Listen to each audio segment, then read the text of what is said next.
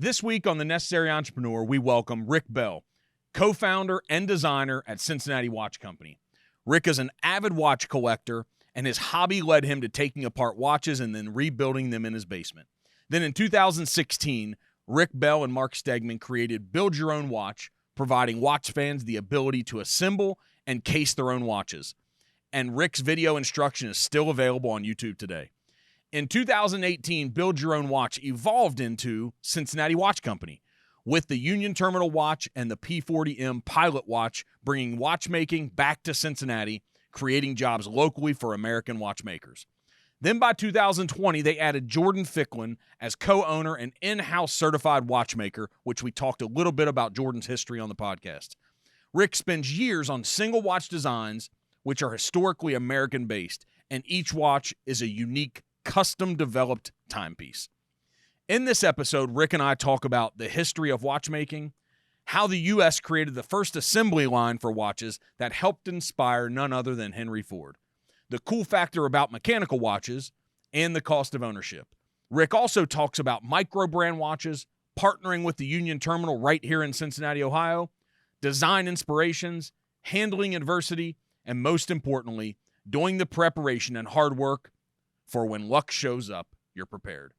Be on the lookout for new limited edition designs launching in 2024, of which we discussed towards the end of the podcast. I hope you find this conversation as fascinating as I did. Be sure to like, share, comment below, and hit that subscribe button, and we'll continue bringing you interesting conversations. Thanks for tuning in.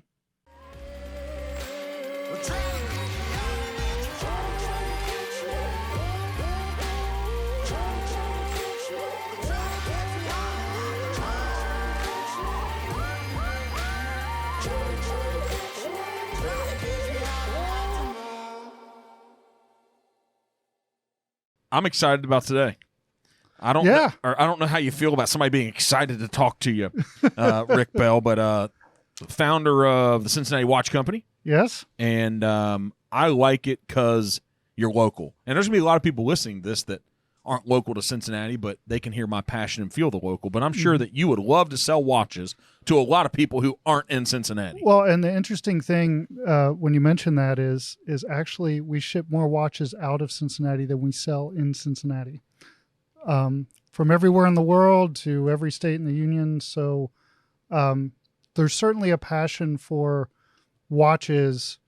And while we're trying to kind of bring Cincinnati history and design into the watches, I guess there's some appeal outside of the city as well. Are we supposed to call it timepiece? So for me being a layman, I call it a watch. Are we supposed to call it a timepiece? Well, I call them watches. Yeah? I call a timepiece something that I can't afford. Do you have any of those? We don't have to talk about brands, but do you have any of those? I definitely started as a watch collector, so I definitely have and wear brands that aren't ours. I couldn't survive just on my own brand. Why not? Because they look awesome to me. I love them, but I appreciate the history of watches and, all the brands that of have a story behind them, and they're, kind of what they meant to the watch industry and what they developed that really changed the lives of people around the world. Watches were really important. Yeah. What's the history of watches?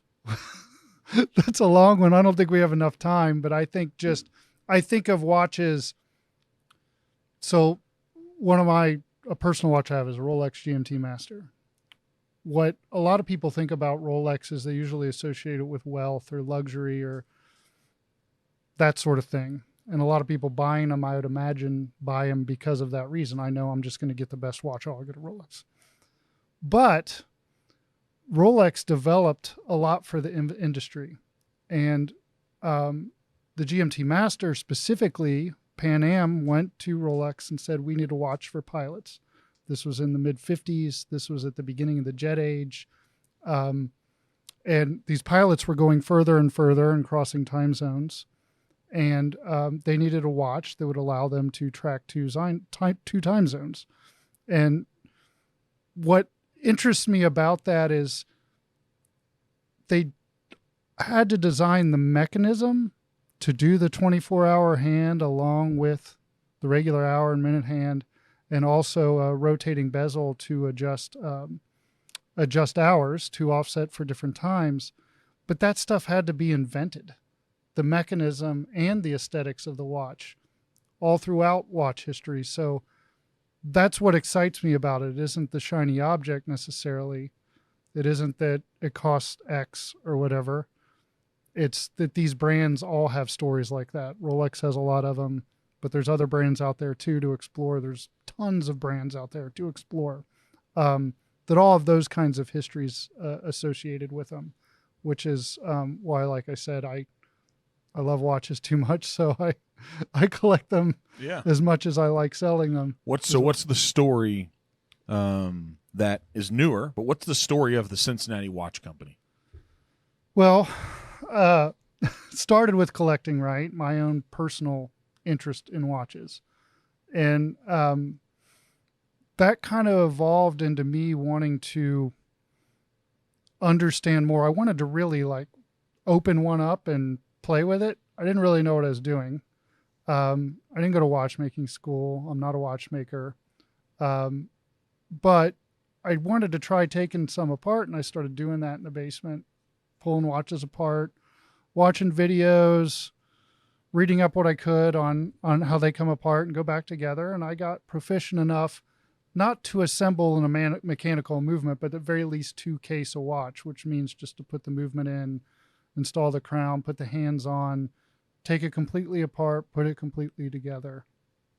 And I'm sure my wife really thought that was an unusual thing to be doing in your basement. Probably thought maybe you should make some money doing that, or you can come up and help with the kids. But I got so excited about this idea of taking the watch apart and putting it back together and really being able to handle the movements, playing with some watchmaking tools, that one day I called a friend of mine, Mark Stegman, who is a co-founder of Cincinnati Watch Company and runs a digital marketing group called the Langley Group here in Cincinnati. He makes websites for businesses and does, digital marketing services, those sorts of things. And I said, hey, do you think you could make a website for me with watches? And as a strapped entrepreneur with lots of kids, I was like, well, why don't you become part of the company and I'm not paying you to make that website or anything. It was a way to get something free. Be a partner of something that's not worth anything. Yeah. So I sold him on this idea, and the idea wasn't Cincinnati Watch Company in those days. It was build your own watch, and build your own watch URL happened to be available. So I was like, okay, let's buy the URL. I feel like I can do videos of myself putting these together to show other people how to do it, because I think crazy watch collectors like me might want to do it too. And at the time, there was companies where you could buy the parts. There was some out there. They didn't really give you instructions, but you could buy movement, you could buy a case, you could buy hands that would fit the movement. But they didn't really spell it out for you how to do it, what to do, what minimum tools you needed. Because that's one thing I discovered when I was putting that first watch together and taking it apart, was I get so far and realize, oh, I need that tool. I don't have it. I have to order the tool, wait a few weeks, get it, get so far again. Oh, I need another tool. Honey, I got to spend more money. Yeah.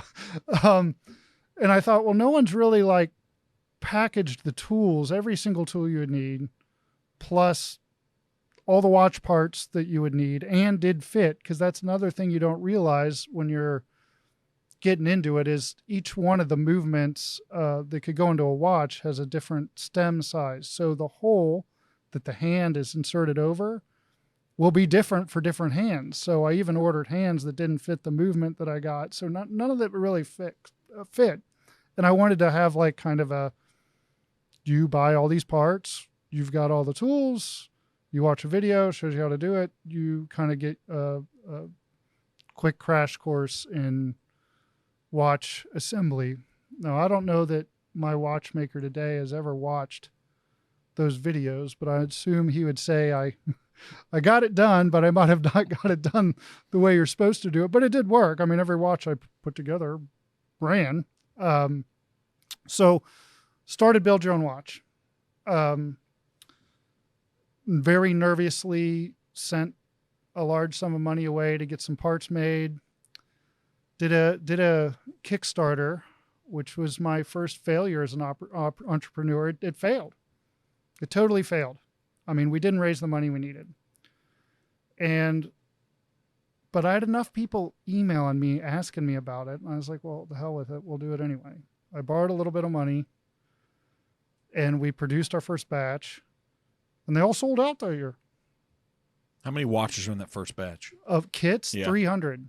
So we sold all 300 that year. We sold even more the following year. But what you begin to realize that business is I spent a lot of time in the basement taking little watch parts, because the way we had it set up was you could pick the dial color you wanted, the hand style you wanted, the strap you wanted. And I was putting all these little pieces into these little individual Petri dishes. I was spending all night customizing these orders, packaging them together and shipping them off. It was a lot of work. Did you become very proficient at using tweezers? Yeah. Yeah, I did. Some of those hands would end up on the floor. Yeah. It was a lot of work.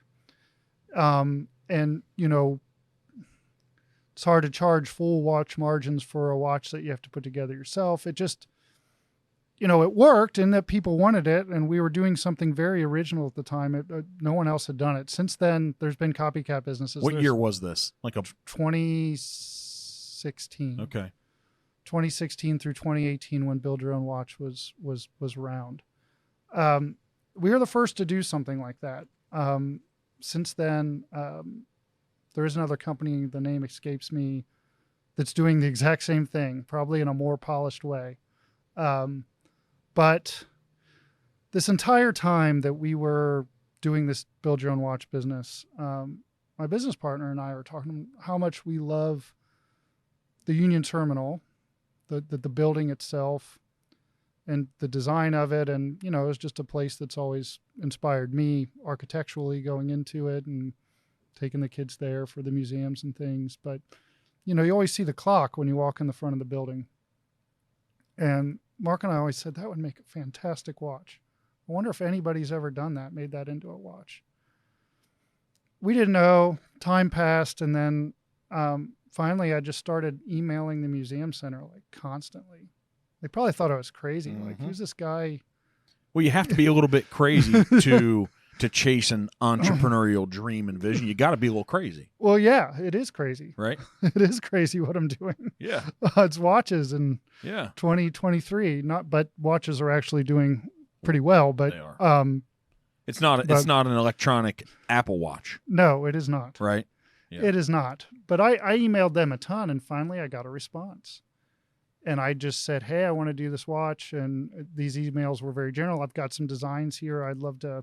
And I probably didn't need to like partner with the museum or get their approval. It's public property. I think I could have done that clock and not involve them at all. Makes sense to me. Yep. Maybe I couldn't have. I don't know. I didn't research it. Seems like you could have. Yeah. But I wanted them involved. And remember in 2018, and this is when, right before all this was going down, the museum was getting this big restoration. There was going to be a major party there at the museum. It's a big deal in the city. It was a big deal. So it was good timing.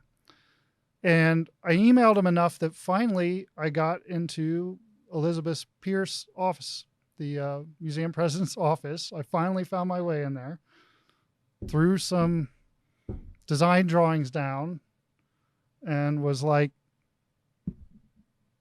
can I do this? Are you interested in this? I mean, if I did this, would you support it? Yes. Would you give it your blessing? Yes. Yeah. And wholeheartedly, she said, yes, this is amazing. I love this. Let's do it.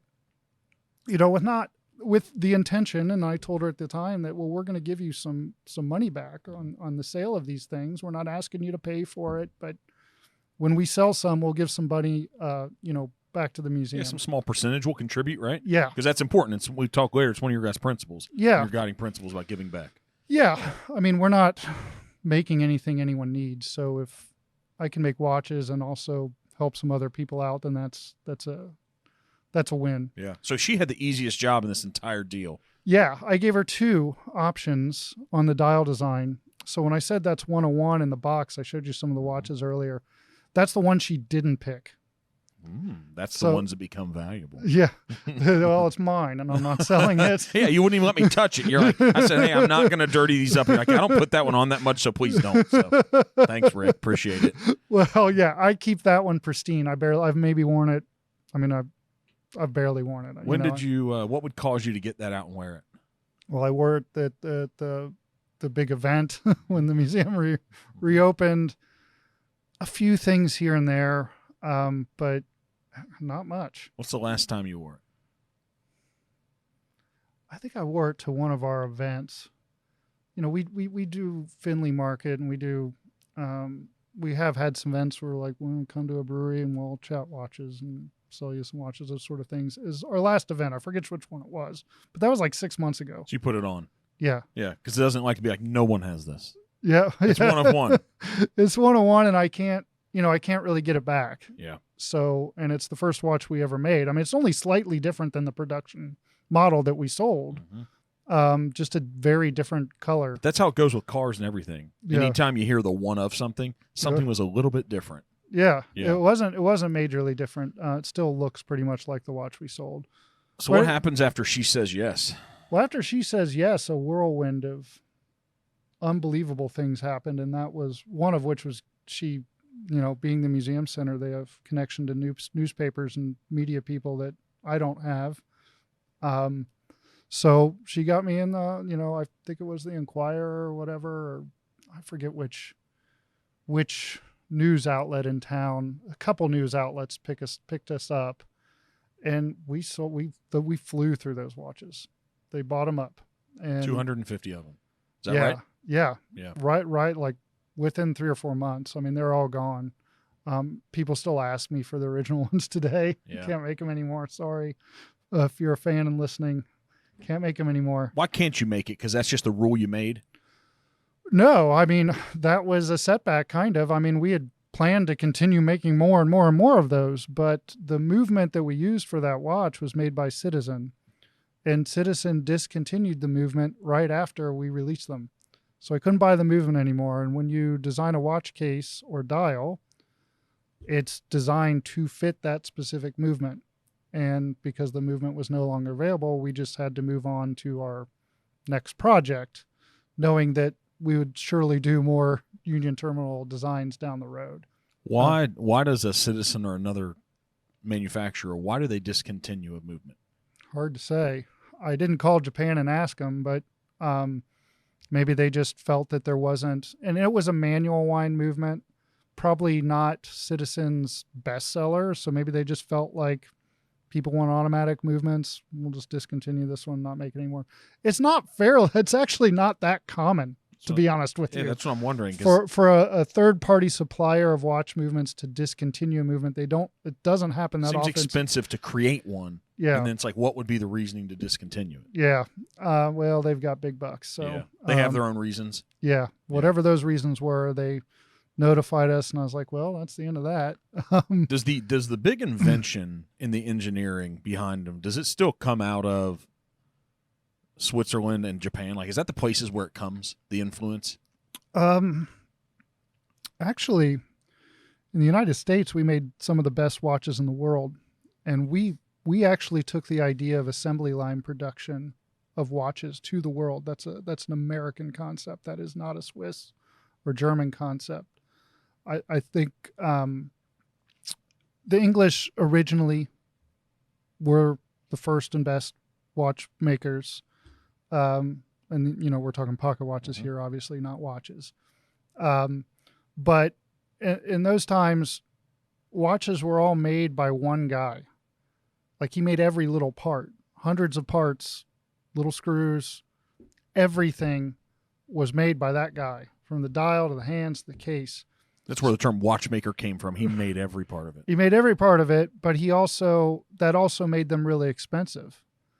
Think how long it would take to make 150 little parts and make wire, make the mainspring and make the hairspring and do all that completely. Months, if not a year. Yeah. So right? so that was something the rich, that was a man's yearly salary or more in that era. But in the railroad era, and it's interesting because I was just watching a video today on Waltham Watch Company. If you heard of Waltham pocket watches, probably half of everybody in the country has a grandparent who has a Waltham pocket watches because they produced a ton of them. But they were the first to take the idea of assembly line production to watchmaking. It was literally a cottage industry before. In Switzerland, you'd had farmers in the off season that would make springs and parts for watchmakers, and it wasn't the way it is today. And in America, we came up with the idea of assembly line production. This predates Henry Ford. Henry Ford visited Waltham's plants. Waltham's plant was like one of the biggest in the world. They had crazy things for their employees like healthcare, and they had like bowling alleys, and this was like the Silicon Valley of old. But our watches were considered the best. We were the first to have this idea. And ultimately, and there's a number of reasons, war being the biggest one. In World War II, all the watch brands here spent a lot of their energy making dials and meters for the war effort, taking their focus off of, consumer watches. Swiss were neutral during much of World War II, sold parts to both sides, but they really perfected watchmaking and took our assembly line and production ideas over there. And towards the end of World War II and into the 50s and 60s, you saw the entire American industry disappear, is bought up. What didn't go out of business was bought up by the Swiss. So the remaining American brands like Hamilton are now Swiss-owned companies, and they make the best watches in the world for sure. But then this creates the opportunity well, for a small little watch company to rise up in Cincinnati, Ohio, right? It's a long shot, but maybe we'll get to that point. Yeah. I mean, it's a hell of a start. Yeah. I mean, we're reliant on the Swiss for our movements. We've since, from the early days of that first Union Terminal watch, all our movements are Swiss now. And the idea that I would ever be able to get the funds to start a factory to make watch movements, somebody would have to give me a lot of money. Yeah, millions. And millions and millions and millions and millions and millions. Yep. And they would have to be crazy. Yep. Because to put that much money into it without the workforce, there is no workforce here that knows how to finish cases. There isn't anybody to hire. So that problem, maybe my kids will solve that if this business gets big enough. If it continues, right? Yeah. Where did this original passion come from that caused you to originally start in the basement putting pieces together? Where'd that come from? Well, I've always liked figuring out how things work, and it certainly was my first business because I did luxury home audio systems around town. Those are another business that I owned over the years. So I really got a kick out of designing these systems, figuring out how to put together, programming them,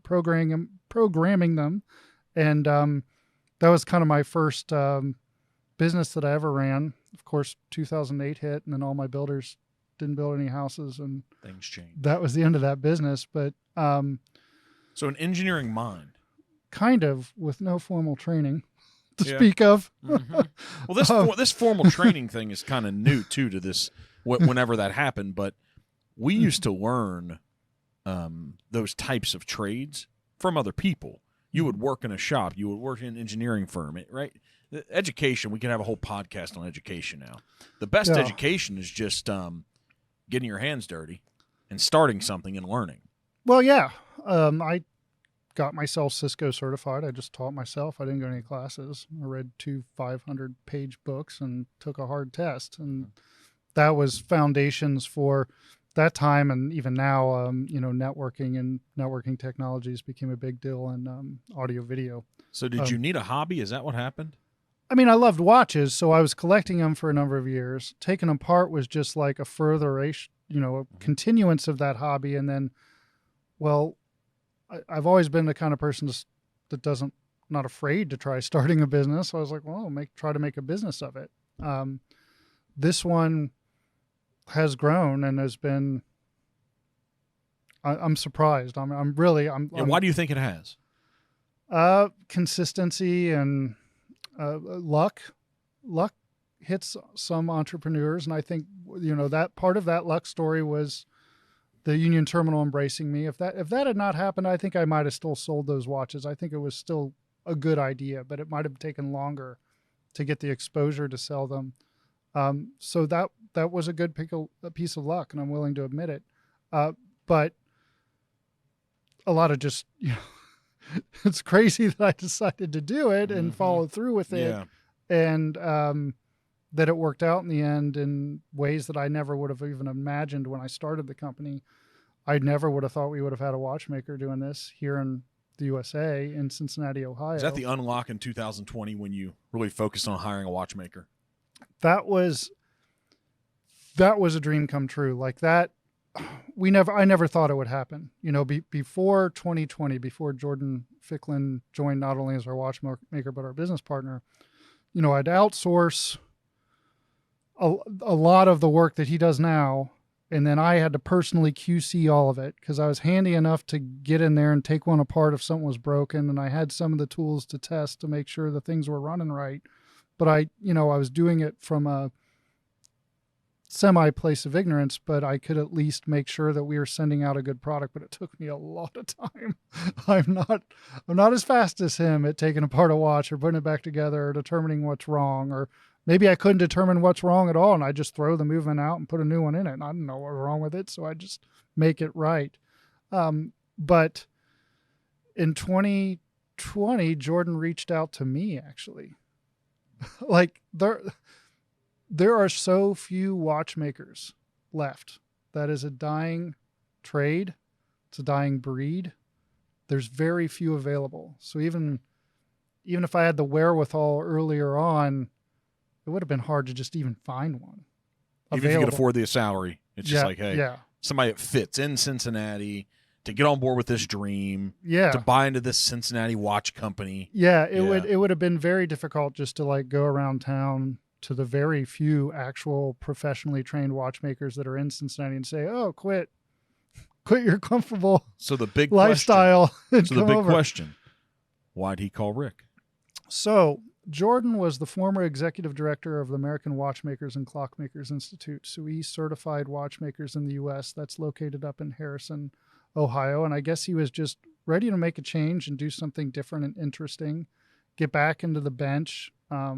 Before he was the director of the AWCI, he worked, as many watchmakers do, like in a Rolex jewelry store, fixing watches and that sort of thing. So he wanted to get back to repair, wanted to do something different. Kind of rare for an American watchmaker to have his hand in designing watches. That really excited him. He really liked our idea of charity through them, so supporting institutions. And he just said, "Hey, do you have work for me?" And I was like, "Yeah, I got work for you. Do you want to be my business partner?" So in 2020 and going forward, all the watches are assembled by him. And it's really very rare, if not maybe nowhere else, that a very small micro brand like ours would have a watchmaker with the training and experience he has. Because he went to the Lidditz Watch Technium, which is the premier watchmaking school in the United States, Rolex funded school, 4 years of that, 2 years to get his AWCI training, and then another 2 years training he did. So he's got 8 years in schooling. That was before he even went and started working on watches. He has got a lot of experience that really elevates our capabilities. So that was a dream come true. 2020. Yeah, I didn't believe we'd ever have. I thought, no way. There's lots of, and if you're not into the watch community, there is lots of micro brands. There's lots of them, more than you could ever imagine. There's tons of micro brands out there. Probably less than 20 in the United States that has a real actual watchmaker putting them together out of hundreds and hundreds and hundreds of micro brands. And what does that do for you guys and those other, let's say, 20 brands? What's that do to set those 20 brands apart? Well, one, I think it makes people feel good that it is put together here, kind of from a pride standpoint. But two, that it controls our quality. Something goes wrong with my watch, you can send it into us, and we have someone that knows what they're doing to fix it. Also, when we're considering, when we do our designs and we're looking at our technical drawings, Jordan adds a different perspective in terms of serviceability and input I wouldn't have really had personally.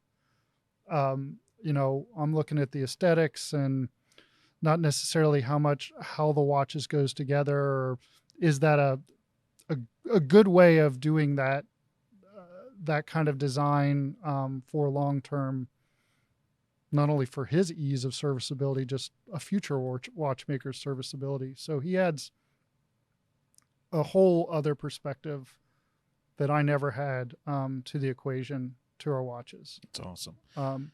Have you guys ever done, my crazy entrepreneur brain always ticks off, has anyone come to you and said, a business owner, and said, I want to have our line of watches?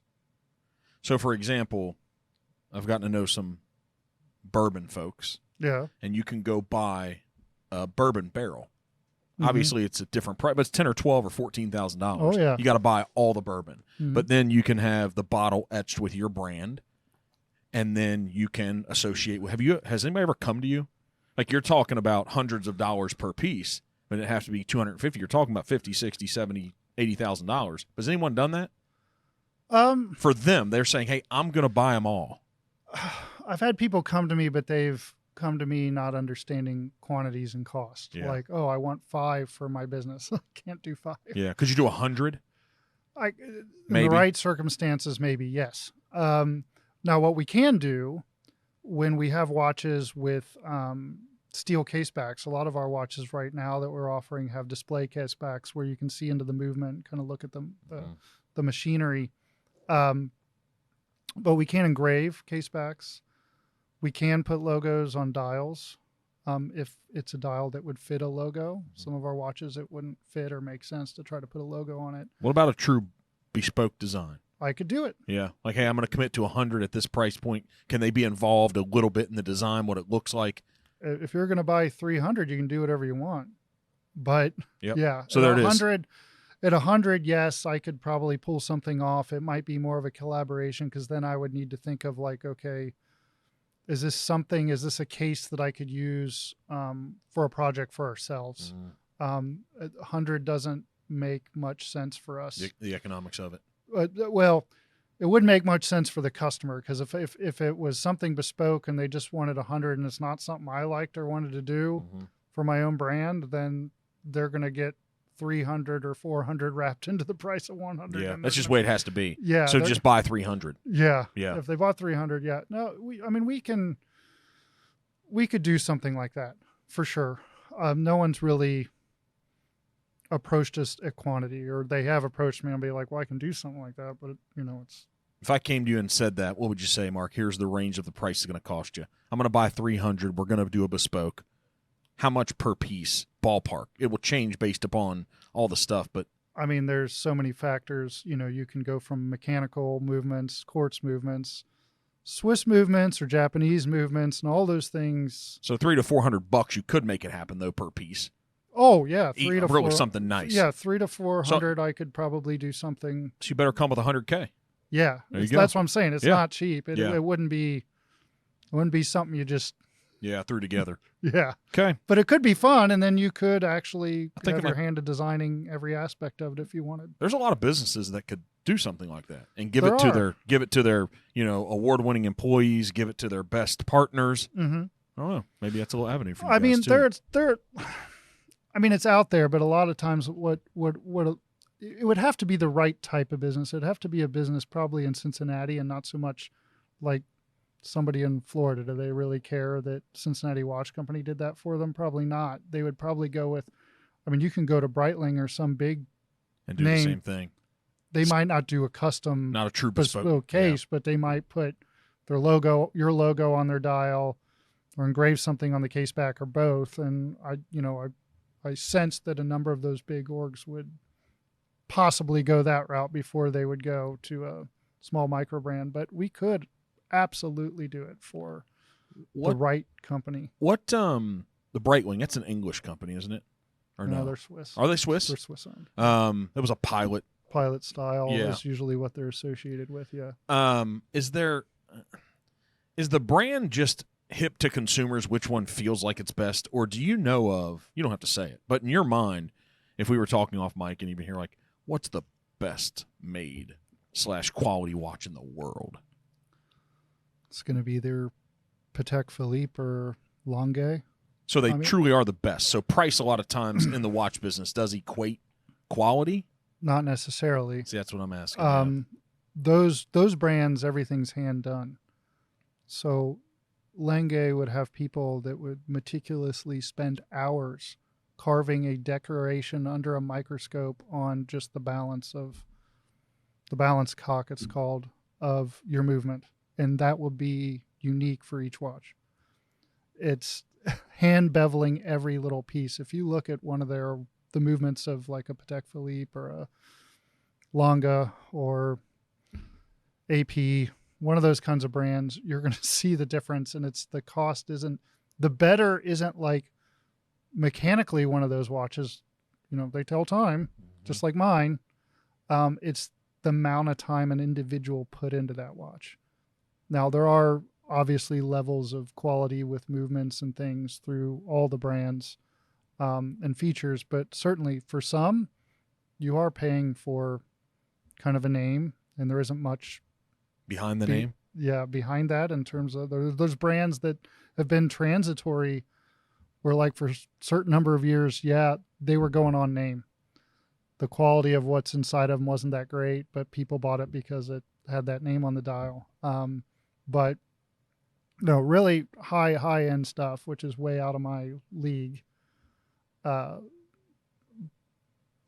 It's the handwork that was done on them. That's the big difference. What's Rick's favorite part of a watch? Well, what got me into it? I mean, what got me into it originally was, child of the 80s, I had, Iron Man, Timexes, and all that stuff. And I always wore watches, always liked them. But that was during the quartz crisis, where basically all these brands, or the tail end of the quartz crisis, where a lot of these big brands were about to go belly up because the quartz movement had nearly destroyed the idea of mechanical watchmaking. They were cheaper and they were more accurate. So when I grew up, I thought of watch as a quartz watch, battery powered, either with 3 hands or with a digital display. And it wasn't until much later in life I discovered the mechanical ones, and I was like, holy smokes, you can tell time, and this thing runs on springs and gears. This is amazing stuff. Mm-hmm. So I'd have to say my favorite part of the watch is the movement. I don't have like a favorite part of a movement, mm-hmm. the whole thing. Mm-hmm. But I love the movements. I love that idea, the idea that kinetic energy, not batteries or electricity, is powering the watch. I think it blows a lot of young people away when I show that to them. They've never seen it before. They're like, what? There's no battery in this thing? Mm-hmm. No.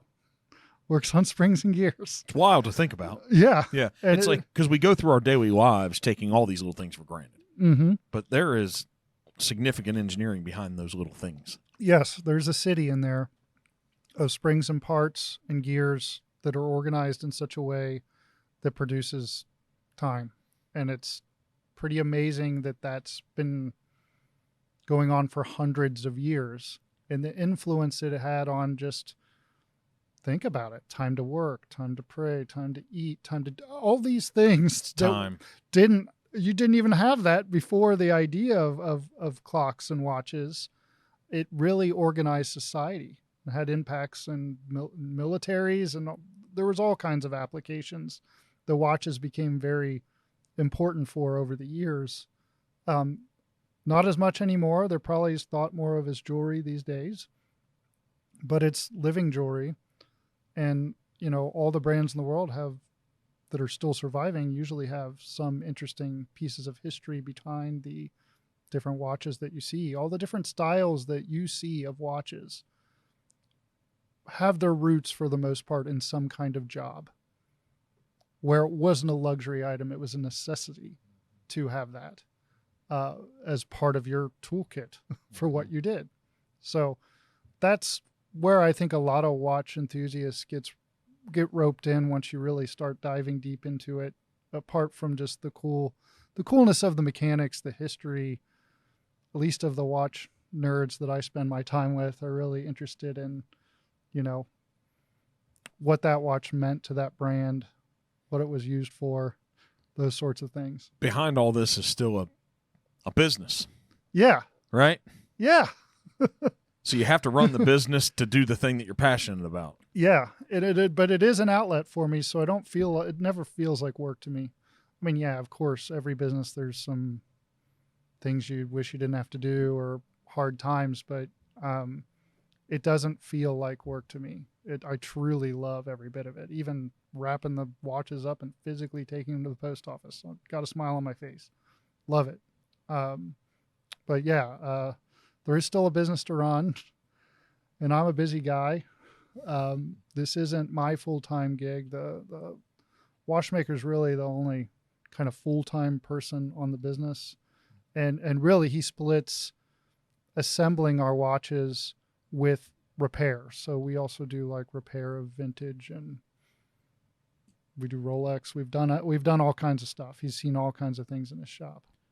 So why was your wife okay with this? Well, I'm sure she's more okay with it now that there's money coming in. Well, it's easy now, right? Yeah. Back then, I really got to credit her because let me put it to you this way. The last watch company to assemble watches in Cincinnati was Gruen, and they ceased operations in Cincinnati in 1958. And then there's me. So it 50 years later. It was an unusual track to go down. Did she hit you with that? Did she ever come and say, "Hey, I've done the research, Rick"? No. The last watch company was assembling watches in Cincinnati was 1958. What the heck makes you think you can pull this off? It wasn't that? No, she never came at me that way. She was actually very supportive, surprisingly, through it all. I managed to do a lot of this really late at night after work. So I tried to not disrupt family, but it still, now it does because I work all the time. I have a job and a career that I really like with one company. I have this, so I am busy. I'm never really off. Yeah. And that's fine. And it's this business. I mean, if you're out there thinking about starting a watch business,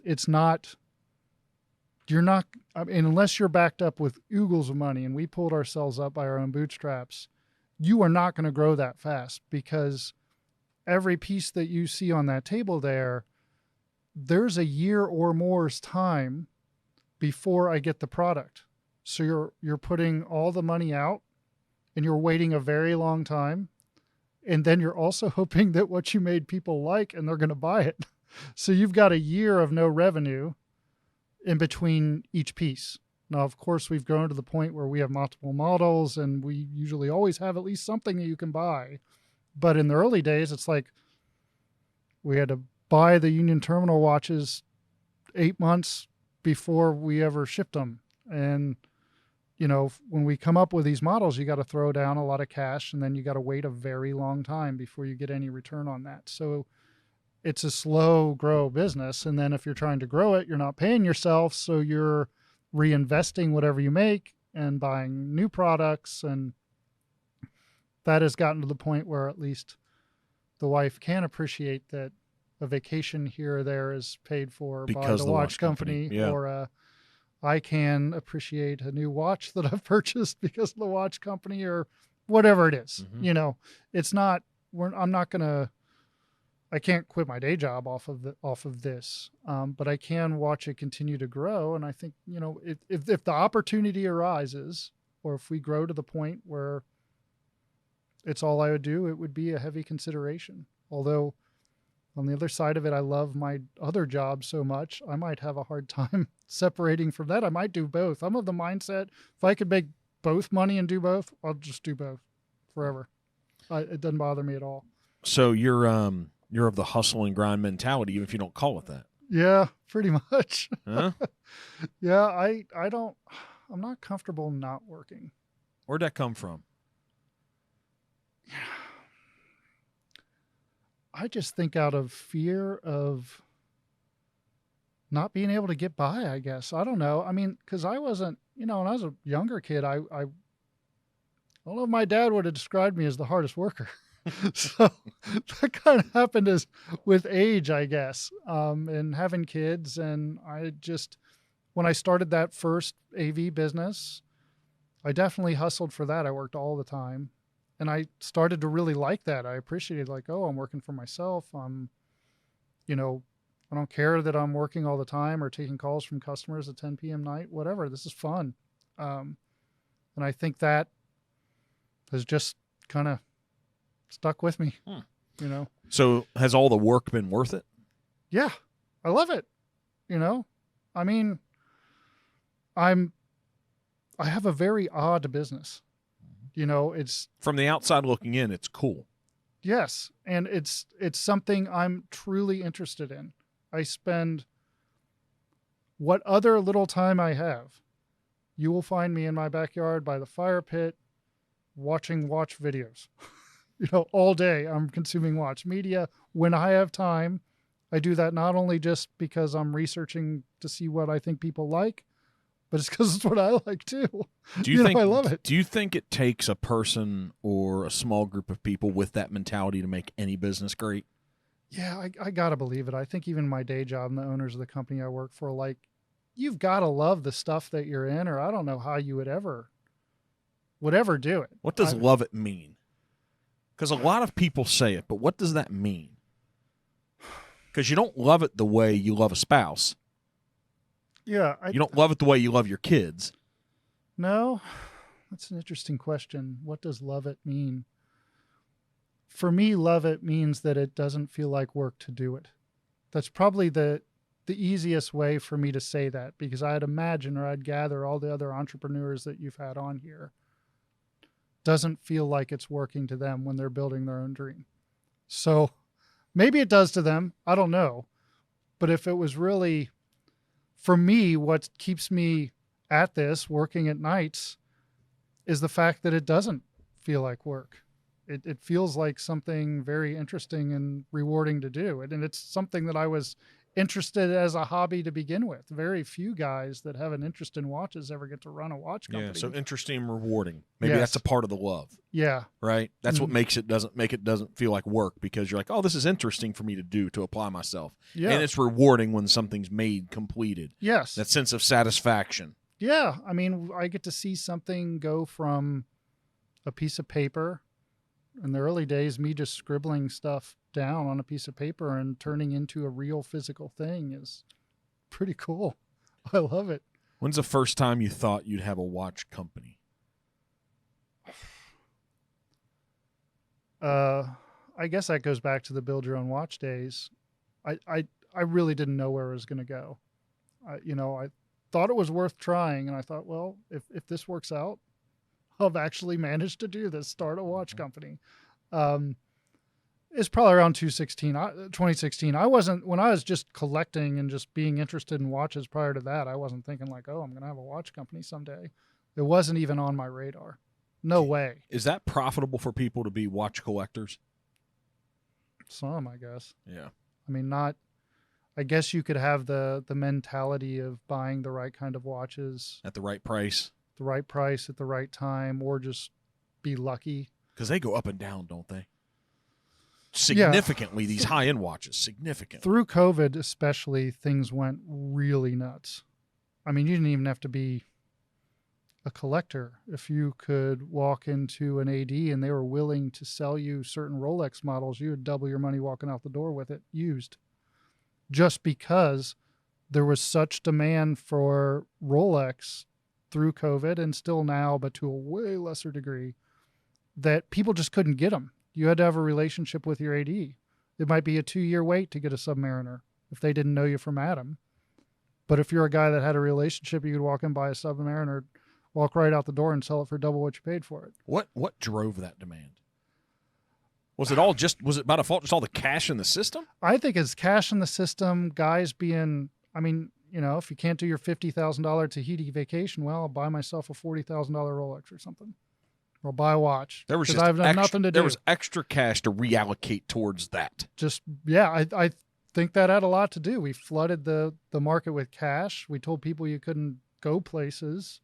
And guys that were already doing well also couldn't go to places. Well, I'll treat myself to a... Let me jump online and see what I can shop for. Yeah. And this is my passion, so here we go. Yeah, I love watches. Well, I'll just get a watch. Wow. You know, I don't have anything else to do. The market has changed over the past 12 months significantly, hasn't it? For those or no? Like the value has come down from what it did during COVID. It's not as crazy. There's still models that you can, if they'll sell it to you. Yeah. Like it's a relationship business. Yes. That you can still walk in and walk out and make 20, 30, double your money, 20% to double your money by just buying a new one. But then there's also older and vintage Rolexes that have hit new record highs at auction. Crazy. Yeah. Like hundreds of thousands of millions of dollars. Yes. It's nuts. Yeah. Yeah. Yeah. I'm nowhere near that type of collector though. And But one day. Well, yeah. I buy them because I love them. So like if I've bought something and I like it. You don't want to get rid of it. No, I don't want to sell it. That's not why I bought it. I mean, I could have, with the Rolex I've had, I could have flipped it the day after I bought it and made a lot of money, but I didn't want that. That's one I really wanted. Mm-hmm. So I don't care what it's worth. How does someone learn about the business? We don't have to go all the way back to your collecting days, but to someone, you know, watches they're luxurious now to people. Mm-hmm. They're like they're in the same spot of luxury sports cars and private jets and mansions and yachts. Luxury watches just show up with it, even though the Cincinnati Watch Company isn't necessarily. I think they look awesome. It's not in the price point of luxury watches yet. No.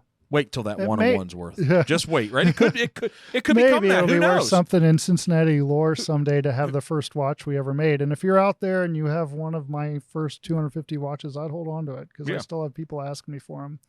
But well, so the question is that how does someone outside of just the luxurious part that looks cool and full of wealth, how does someone build their brain trust and understanding and get involved in the watch collecting, watch knowledge, their interest? Where do they go to learn, to become involved? So if you have a good AD, that's one. What's an AD? Authorized dealer. So someone, if you're in Cincinnati, like Richter and Phillips. The plug because you had a partner with him on a watch? No, because I truly like them. Before I ever worked with them, I bought all my watches from them. Yeah. And I had a good relationship with them, and they have a knowledgeable staff. So one, you can get educated by the salesman. But in the last 10, 20 years, there's been so much out there in terms of watch journalism that probably was never there before. So there's websites like Hodinkee, A Blog to Watch. There's millions of watch forums, watch reviewers that you get good information from. You can start learning about different brands and make decisions around what you'd like to purchase. There's clubs. There's a group called Red Bar. I'm a member of it. There's a Red Bar in every city in this country. A little bit secretive, a little bit hard to get into, but not hard to get into, they just, they don't want some random person showing up with 500 grand's worth of watches laying on the table and have someone run off with them. So there's some trust. Yeah, there's some trust things. Yeah, that needs to be established. But those guys are tremendous amount of knowledge. You build some relationships there. Yeah. That can be valuable yeah. Not necessarily just monetarily, about watches. Just in life. Friends. Yeah. Cool guys. There's a guy in our Red Bar right now that knows more about Rolex than Anybody I've ever met. Collects a ton of it too. It's crazy how many watches he has. But yeah, I would start if it's day one and you just want to learn about watches in general. I think Hodinkee is a good start because at least they cover a lot of different brands, and they have a lot of videos online talking about watches on YouTube. So if you want to just start learning, that's a great place. And they don't have to be for the first watch. I wouldn't even recommend you get a luxury watch. It takes a while to decide what you like stylistically, I think. So I wouldn't just make my first watch purchase, and my first watch purchase wasn't a luxury watch. That was more out of necessity because I didn't have the money. But there's great watches under $500. Like the Cincinnati Watch Company watch. Yes, like ours, but I'm not just going to say that about us. There's all kinds of fantastic brands selling watches under $500 that are mechanical too. And I think if you're really getting into watches and you want to try the unique experience of owning a mechanical watch, you have all kinds of choices from Seiko. Why is that a unique experience of a mechanical watch? Because it's something that's when you, especially if you get one where you can see into the movement, once you start, we're so wrapped up in all this technology. And this is coming from a guy who's mostly worked in technology his entire life. We're still wrapped up. I'm more impressed by those machines than by this iPad. Yes. Yeah. I don't care about that. The only reason I like the Apple Watch is because it got watches back on people's wrists. There you go. Because it did. Yes. And it actually helped the watch industry. As much as it took, it also helped. In 2007, the iPhone comes out and everybody thinks, oh, well, I don't need a watch anymore. I got this thing in my pocket. And to them, I said, you've got a fine pocket watch, sir. You just reversed 200 years, 300 years of watchmaking history. Watchmakers have been making wrist watches for over 100 years, and you just took the time and put it right back into your pocket where you have to pull it out to find it again. Like the old English. Yes. So, but yeah, no, there's apart from us, there's all kinds of watches that are really cool. But the mechanical process, why is that unique? Why is that?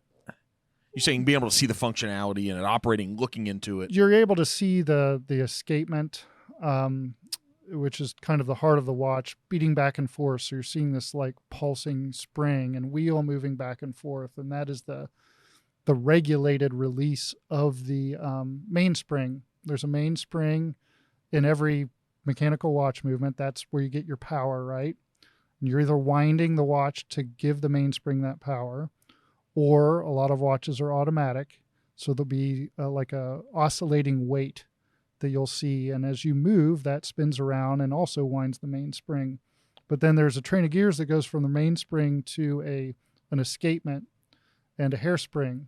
And all that escapement's job is to release the energy in a regulated way so that the watch can tell time. And then seeing that mechanism in your watch is kind of amazing to think that here's a thing that doesn't require a battery or electricity that we're so used to and has a useful and real purpose. And you get to like play with it. I don't know how to describe this. How long? Like I like winding my watches in the morning. I like screwing with them.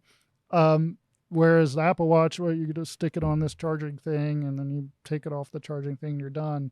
This, your own body's making that magic happen either through motion or... Do you like a one that you have to wind up versus an automatic watch? I both. I'm not. How long does the average one stay without movement? How long will it stay active? So for take one of yours. Most of ours are 38 hours. We have some that are 56 hours. Some of the bigger brands now have movements that are in their regular lineup that are like 70, 80 hours on a fully wound mainspring. And there's 5 days, 10-day watches out there. Those are a little more pricey, but they're a little more bulky when that happens too. Not necessarily. Really? Not with modern manufacturing. There's definitely some very normal sized watches that have 5-day power reserves. But For a collector, like that length of power reserve for how long it's going to run without having to wind it, I don't really care because I'm wearing a different watch every day. I'm usually going to have to wind something up new. So set anyhow. it is what it is, right? Yeah. I wind it up and set it and go. But if it's something that interests you, we have a few watches that are 56 hours, but most standard, we get most of our movements from Solita, which is a Swiss manufacturer. They make movements that have gone out of patent, but they are very good movements that have gone out of patent. Typically ETA movements they're cloning, which were like the industry standard for so many years until the Swatch Group bought them and wouldn't let anybody else buy them anymore. So Solita's kind of been on the rise, filling that gap. 38 hours gets you through the next night. Yeah. You know, if you don't wear it through the night, it's going to be running the next day. Yeah. So it's never really a problem if you wear an automatic watch every day. What about these high-end watch safes that you find in walk-in closets and all these places for all the... I guess if I had $1 million in watches, I'd want them. Yeah. But, I mean, yeah. Yeah, if I had some really, really valuable, esoteric, irreplaceable things, and even in my little collection, I have a few things I could not replace just because of their age. Mm-hmm. But even then, I don't even think burglars would know which watches to steal. I wouldn't. So, I wouldn't. I'd be like, which one's the shiny one that looks fun? Yeah. Right? And maybe you get lucky. Yeah. Yeah. Mm-hmm. Maybe some would know if that's what. You know what? If you're a burglar and a jewel thief, you'll probably know, I guess. Yeah, I guess you probably would. But Yeah. no, I some guys use those safes, but I don't use them. So if a guy today found a lot of extra cash in the bottom of his pocket and said, I've saved this money for a long time, I'm going to go buy the best watch I can buy for $10,000. What watch does Rick tell them to go buy? The simplest answer is Rolex. I mean, there's others, but that's in $10,000 these days in Rolex. That's about the entry point. That's wild to think. Yeah, that's the entry point. Do you buy a brand new one or do you buy a used one? If you have a relationship with your authorized dealer and can get a new one at retail, I would go that route. But there are some used ones out there that would cost less than retail. But do you want one of those? Yeah, I'd take one. Yeah. I mean, if I had 10 G's and it was just my first watch and just what to go get, just go buy a Rolex for $10,000 and be done with it and try to get a new one. Just because of the service, maintenance. I mean, a vintage watch of any sort could be a money pit for you if you don't buy it right. See, that's something that I don't understand. Yeah. Why would it be a money pit? Well, if it's old enough, it might need to be serviced, might not run. You might spend $2,000 or $3,000 making it work. Do you have to, is owning a really nice timepiece or watch like that, is that like owning an expensive luxury car? The oil changes, the tires, the maintenance? Probably not to that degree, but generally you would want to service your watch every 5 to 8 years. It really depends on how often you wear it, right? Mm-hmm. And then depending on your level of acceptance for like scratches and dings, you might want to have polishes every 2 or 3 years. So there is a cost of ownership to any mechanical watch because the gears can, well, not so much the gears, but the oils can definitely dry up, and then you need a service, and the whole thing needs to be cleaned out, stripped to hundreds of little pieces, and put all back together again. If I brought you that watch that needed that 5-year service, I'm bringing it to you guys because you also do repairs, servicing. Mm-hmm. What's a normal cost? If you're like, Mark, that'll probably cost you. Well, it depends on what we're talking about. If it's not in disrepair. Yeah, it depends on what we're talking about from a watch brand. Like, if it's like a Solita or ETA based movement, a typical service is $350 to strip down the watch, clean it, re-lubricate it, put it back together. Around $350. That's what a lot of people don't realize. Like they'll bring a pocket watch to us and they'll be like, oh, I got this Waltham pocket watch my grandparent had, and that might be worth $150. we overproduce them in America.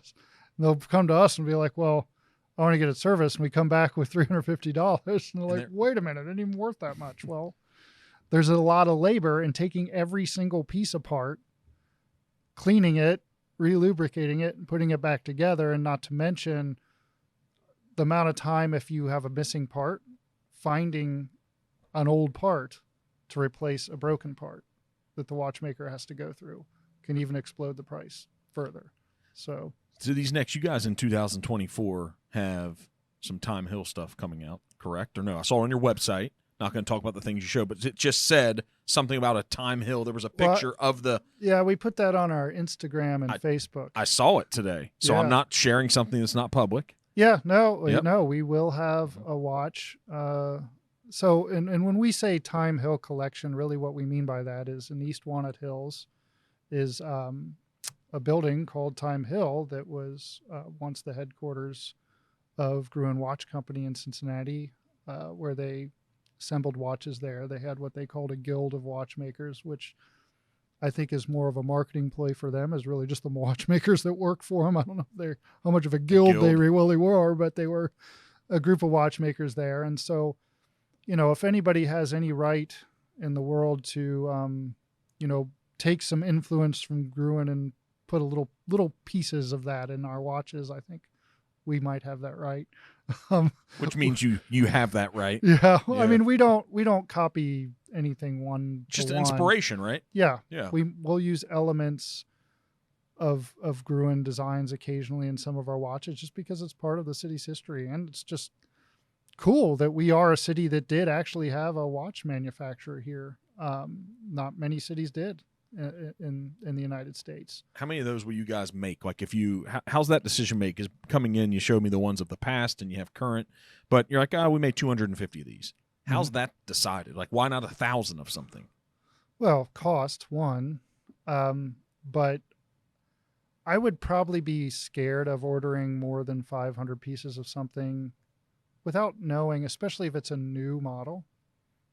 That's the calculated risk we're taking every time we bring out a new design. I like it. I mean, I'm making everything that I like. I think I'm pretty much in tune with what the watch community likes, but that doesn't mean it's going to be a success. So the last thing you want to do as a small business owner is tie all your money up in one thing and have that one thing not do as well as you hope. Then that gums the works for everything else.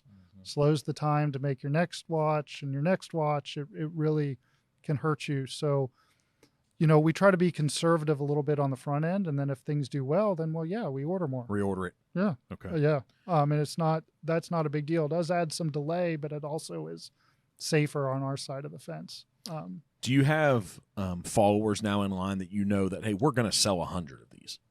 Yeah. You know that. We typically sell, yeah. What's the number? Is it more than that, though? Or is it like, hey, in our mind, when we make a new watch, a new design? At a new watch, in my mind, I know 100 of those would sell relatively quickly. If it's a net new, totally new design that no one's seen before, we would sell at least 100. To the same type of people? Probably to a lot of the same people. Yeah, yeah. Is that, how often can you do that? Once a year? Twice a year sometimes. That same community would do that.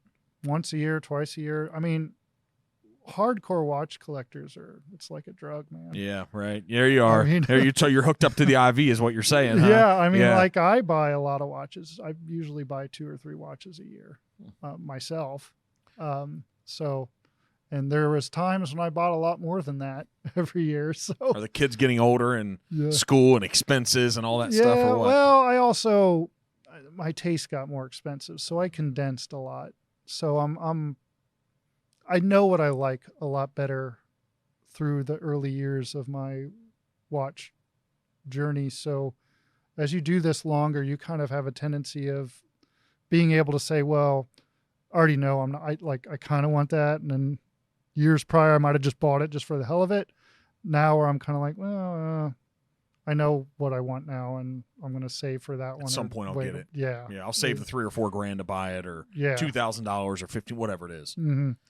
The, Where do the inspirations from these come? Is it just Cincinnati based, or do you like have a long line of all the inspirations that'll last a decade now, or do you need to wait for the next idea? No, it's so some of the watches are inspired by Cincinnati only in name, right? Like it's hard for us. Think of a dive watch. What the heck are we going to associate with Cincinnati and the dive watch? The Dirty River Diver or something like that? You know, I mean, there's not really much inspiration there. So when you start thinking of some of these watches, it becomes very difficult to one-to-one associate with Cincinnati. So obviously with the Union Terminal clock, that's a one-to-one representation of a thing in Cincinnati. But our field watch, the Cincinnatus field watch. That's online. That's the one. There's a black version. Yes. That was awesome. We sold out of the maroon. We still have the black. That looks cool. That's the one. I don't know. My eye landed on it, but yeah. No, I got one right here. Yeah. So the field watch. That's based on the name Cincinnatus. Cincinnatus, where the city ultimately kind of derived its naming convention from, and that Cincinnatus was a Roman general that is known for civic duty because he kind of like took over dictatorial authority of Rome to fight off the Achaea or the Achaia. I don't remember. I don't know how I'm probably pronouncing that wrong. But then once he won that battle, he gave the army back to Rome. He could have stayed in charge. He could have just like taken over, and he didn't.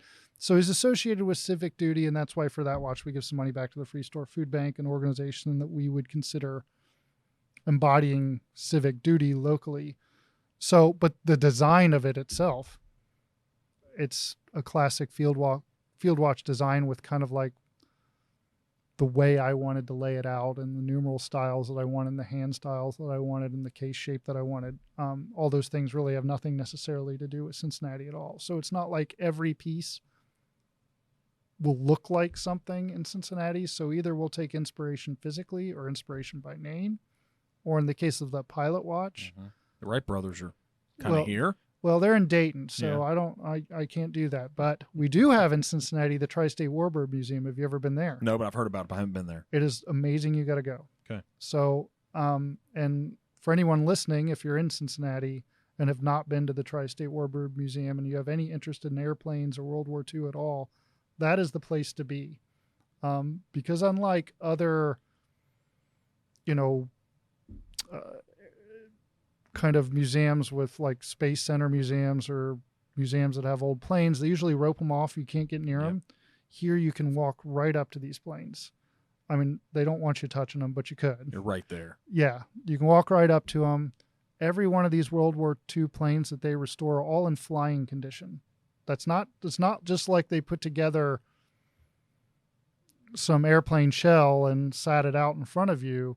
All their planes fly, and they're all World War II planes, and they fly them. Was that like there was like a B-25 that flew over the Bengals game I was at? That was them. That was them. That was them.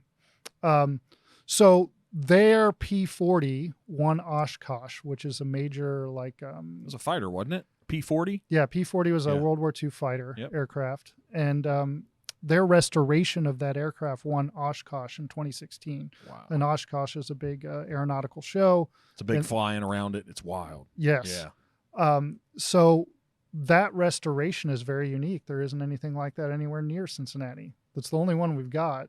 So they restore to meticulous detail. And when I mean meticulous, the original Curtiss Wright specification for that P-40 airplane called for read and print screws.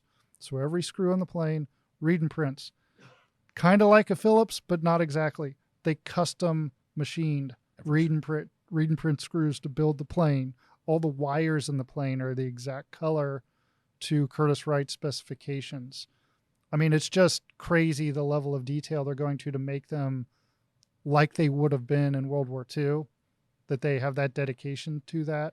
And not to mention you get to see the planes, and they occasionally have days where they'll fly them and you'll get to hear the roar of those engines. So it's really a neat place to visit. And so that's why our pilot's watch was based off their P-40. Any chance you have a pilot's license? No. Had you thought about it? There was a time when I was younger, I thought I wanted to be like a pilot, but I'm kind of scared of heights. So I hate flying commercially. Yeah.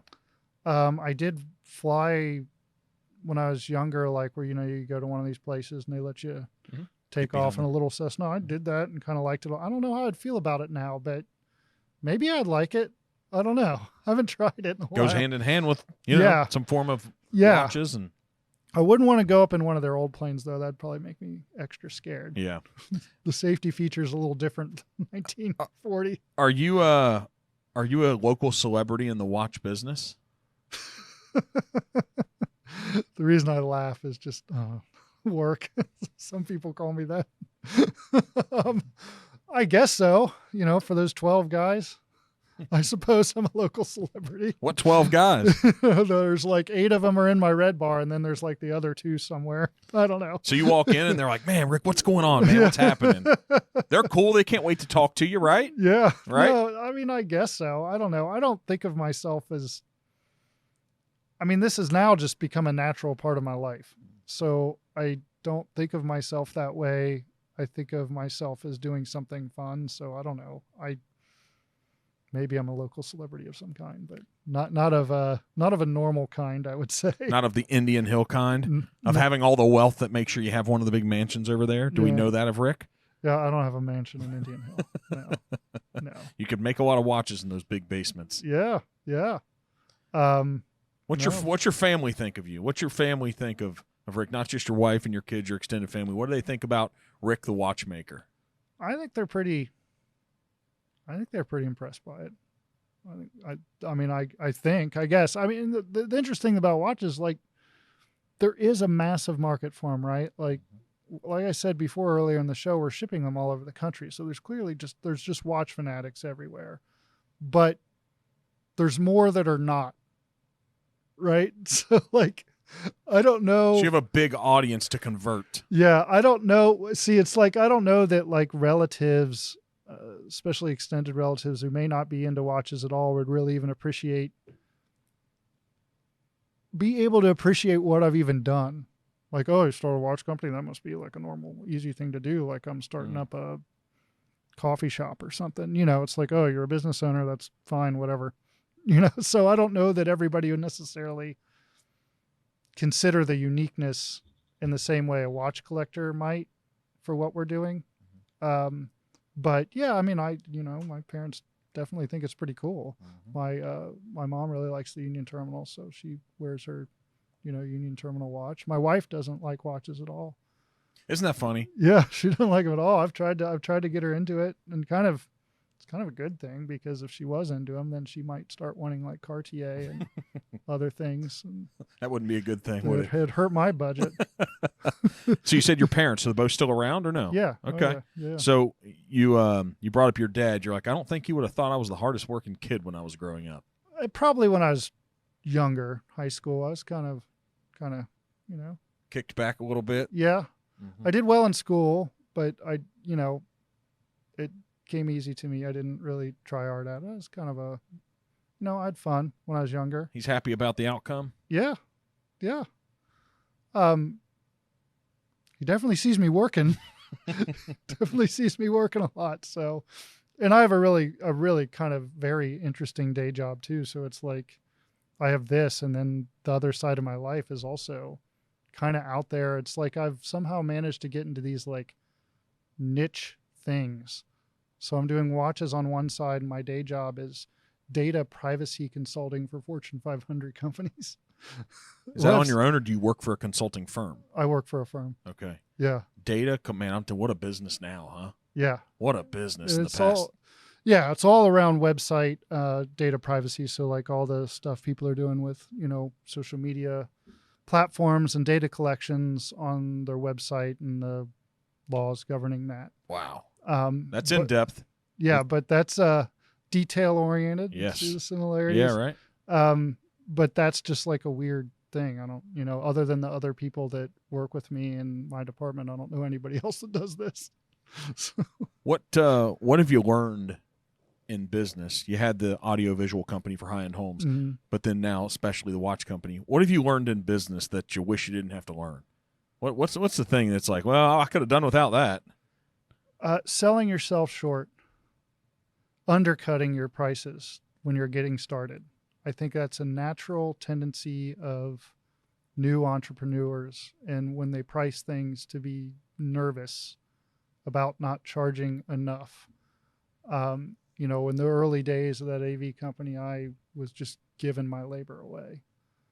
And I thought at that time, at a younger age, that that's like what I needed to do to like break in. And I cost myself oogles, tons of money doing that. If that's not what you needed to do, what'd you need to do? Charge more. Charge more. Charge the going rate. What do you know now about that you didn't know then? What'd you need to be? I mean, I have some things in my brain about what the Rick needed to be. Well, I think the Rick already was there. I think people already liked me. I think people already wanted to buy from me. I think I often thought that because I was new at something or I was just getting into the business and there's these established guys over here and then there's new little old me over here. Clearly the only reason I need to like lower I need to be. It's the only reason why they would hire you, right? Yeah. In your mind. Yeah, in your mind. But at the same time, it's like, oh, I got into all these big builders and everybody worked with me. And it's like, you know, I hurt myself early on with that. And then even in the watch business in the early days, I was hesitant about things. Little different though. I mean, like pricing in the watch industry, I kind of know really well, at least who's charging for what features and things. Not everybody looks at it like that. Yeah, is it about what the competitor does or is it about what the market will pay? I mean, how do you price it? Man, I don't know. I'm still struggling with that to this day, right? You know, there's so many different types of customers we have. There's customers that we have that are just interested in our watches because they live Cincinnati or they live the Union Terminal, and otherwise they wouldn't get a watch ever. There's hardcore watch collectors that buy from us that love little micro brands. Maybe they're a local guy that, I mean, absolutely. If I didn't start this company and somebody else did, I would be buying these watches as a watch collector. So those guys tend to be really hip on pricing, kind of like what it should cost for what features the product has. You know, there's still, and I'll be the first to admit, I have a lot of learning to do. I don't know everything yet. You know, there's no. Oh, the life of a business owner. Yeah, huh? there's no book on how to start a watch company and then what your strategic pricing plan should be. You know, I mean, it's like these are things that you start to figure out as you go along. Maybe you could be like the Elon Musk of watchmaking, and what I mean by that is that you know, he released all his patents. Yeah, that's wild, isn't it? Yeah, someone else would have to release all their patents to me, though. But I'm saying maybe you could tell the world about, if you had to figure it out, maybe, I don't know, maybe for the next guy. Yeah. Right? Because I don't think, you know what, so often, what business owners are scared of? They're scared of telling their secrets. I'm of the belief now that you shouldn't be scared of that. Yeah. Because they're still not going to do it. Well, and there isn't really the secret for us has been we've had good partners, and I guess people like my designs. Now the other parts of it, you know, you have to do a little work, but you can find your way into Salida or some manufacturers that will make parts or movement parts for you or whole movements for you and things like that's out there. You have the money, they'll sell it to you. Yeah, if you have the cash, they'll sell it to you. But you better have some kind of vision for that brand, because just like buying a bunch of watch parts and putting together a watch and be like, oh, here's my watch. You got to have a story, blah, blah, right? name. Yeah. And you better create that story. Yeah, because there's, you know, all the big brands have a story because they historically were around, so they can point back to previous models and previous things they've done. Like, oh, we made the first dive watch, or oh, we made the first of that, or oh, we did this first complication or whatever. For us, we're never going to have that. Maybe after you're gone. Maybe. Maybe we'll have it someday. But what we can have is associations with things that people haven't associated watches with before in the city. And that's kind of what we're trying to do a little bit different than other smaller brands. Have a story with each one of our pieces, have them connected to some organization or charity that's meaningful to Cincinnati, and then have some design element that either speaks to that charity or even by name. speaks to Cincinnatians, you know. Do you have a business growth plan? Do you guys have that? Very loosely. I mean, this is fly by the seat of our pants. You know, I mean, the thing is, it's like. But you're on the brink of something that could become something. Yeah. I mean, we've had solid growth every year, and that's great. But for a brand or for a little company like ours that's also on a 1-year wait before we get product, that, you know, runs into the middle of cash flow, not so much as we used to, but would run into cash flow points where it's like. We're locked up till we sell some stuff. Yeah, it's more like we sold out of everything and now we don't have anything to sell because we didn't a year or two ago reinvest in that thing and buy in advance. Yeah, I mean, if I had all the money in the world, I could grow this business double, I think, pretty quick, just by being able to put some more product out there. And I mean, definitely have a plan of designs I want to do. And as a team, we talk about what we want to do. I mean, the biggest part of our planning is what are we releasing each year, the sequence we're releasing that in, and the finances we have to achieve that over those periods. And then what can we dole out to our small marketing budget and those sorts of things. Fortunately for us, overhead isn't that high. So it's really more about what we're spending on marketing and what we're spending on product. Have you guys done much? Like, I'll look to your YouTube channel. Do you have a plan for social media, for content, for creation? Because that's free organic growth now. Yeah. And exposure. I mean, I'm the one doing most of the social media, so most of those posts are me. Yeah. I wouldn't say there's a regimented plan. There's a plan of when we know we're announcing things and what we're going to say. In the middle, often it's just kind of fly by the seat of my pants. Oh, I'm wearing this one today. I'll take a good shot of that, or pull a nice shot in from one of our photographers. But I wouldn't call it like a regimented social media plan. No, it goes with product releases, newsletter, social media, all kind of get combined at those releases and scheduled. What would it take if you guys created a design and put a price point of like $5,000 on it? What's necessary if that was even possible? I think for someone to decide to buy a watch that didn't have a big name on it for $5,000, like it didn't say Tag Heuer on it, or didn't say Breitling on it, or didn't say whatever on it, Omega, you would probably have to have something different, either from a movement perspective, like maybe you made a custom complication to go over top of a movement. There's an idea of a module. You could make a module that goes on a base grade movement to create some kind of new function. So you would have to have something very special mechanically in that watch. You couldn't just throw in an off-the-shelf Swiss movement that's 3-hand and say, oh, it's $5,000. And that's risky as hell to create something new mechanically. It would be very, very expensive. Yeah. And then you think about the testing of that. It's like, okay, you draft something up, you get something prototyped, you pay for it, you get the production of it. Then, like, will it perform in the field? Then you maybe have another. I mean, it's years and years of investment for you to come up with something new like that. Is this what the huge brands are doing? Are they doing stuff like that? To some degree, yeah. I mean, a lot of the bigger brands just iterate slowly on movements that are already really, really good. And call it something unique and different. Well, I don't know that they call it unique and different. I mean, it'd just be like going from the 3230 model to the 3235, which now has a silicone hairspring, whereas the old one had a base metal hairspring. I mean, slight difference. Slight evolution. Yes. Yeah. There are brands doing like net new crazy stuff, but that usually ends up being really expensive. But I think for a small micro brand that's just, and we're not just started, but like, let's say I just wanted to start one, it'd be a really hard pull to start out at the $5,000 price point. You better be doing something really transformative. Maybe not transformative, but whatever you're doing, it has to be done really well.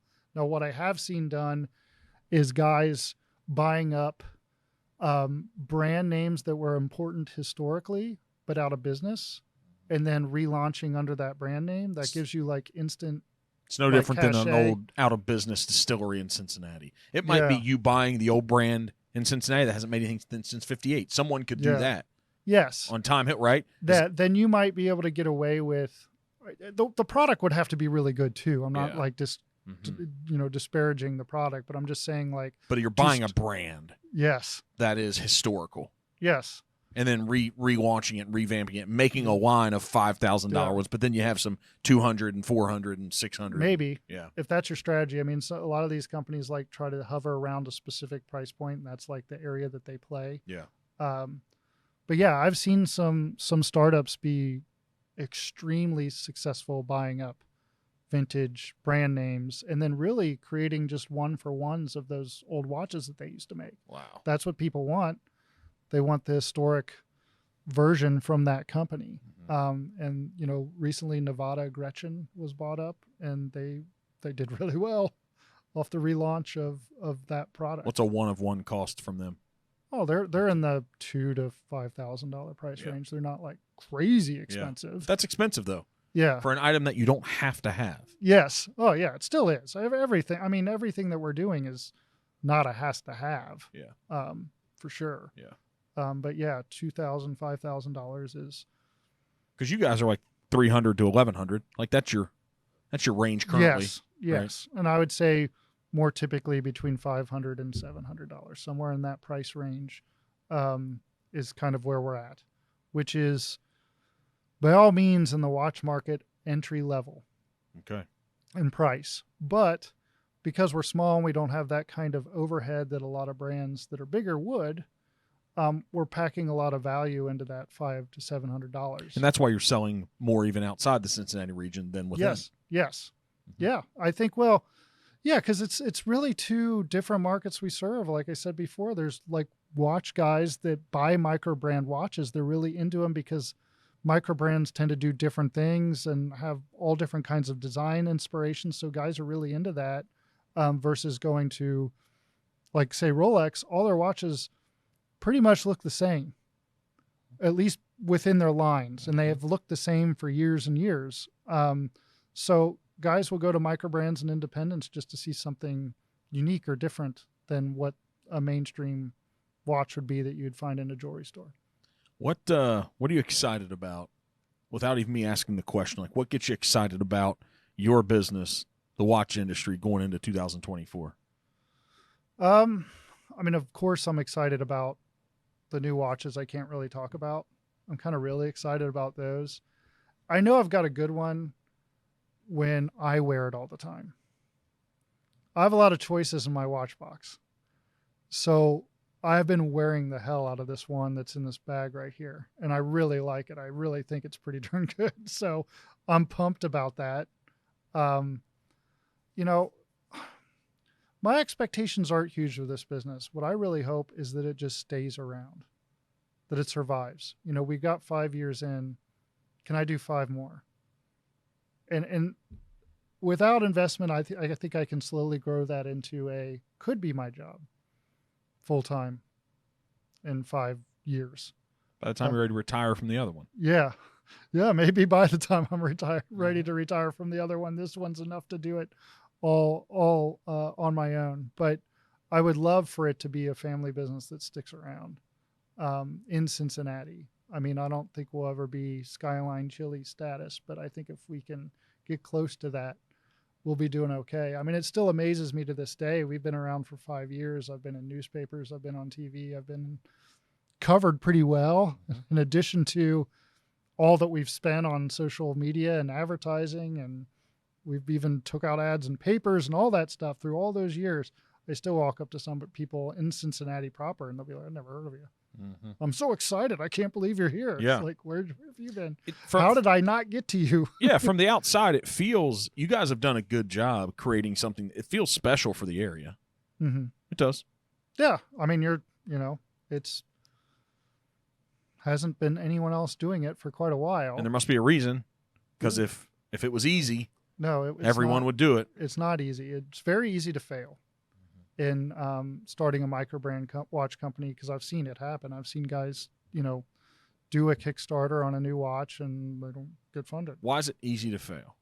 I think it's easy to fail in this business if you don't have the right design and you don't have the right story. Then it's hard to, especially if you don't have the money too. If you don't have the money to, maybe you don't have the right design and you don't have the right story, but if you don't also have enough money to like market it, then people won't buy it. So it's... Isn't it important to have the passion though? Because when you do design the one that doesn't hit, that doesn't go well, you need to design another one. Yeah. Like that's the story of business, right? And fortunately for me, I like all the ones I've designed or co-designed with Jordan. So even you just call your family and say, "Hey, you guys buy all these because they're cool," even though everybody else doesn't want to buy them. I don't think that's gonna happen. Fortunately, we have not been hit with that. That's awesome. We've always eventually. I mean, there's ones surely that have sold slower than others, but we've never just been like, well, we got to scrap this one and say la vie. So that fortunately has not happened to us yet. And I think that's, knock on wood, a sign of us growing in our designs, but also being very fortunate with the community of supporters we have here in Cincinnati and just have stuck with us for the 5 years. See, that's the part that's not luck.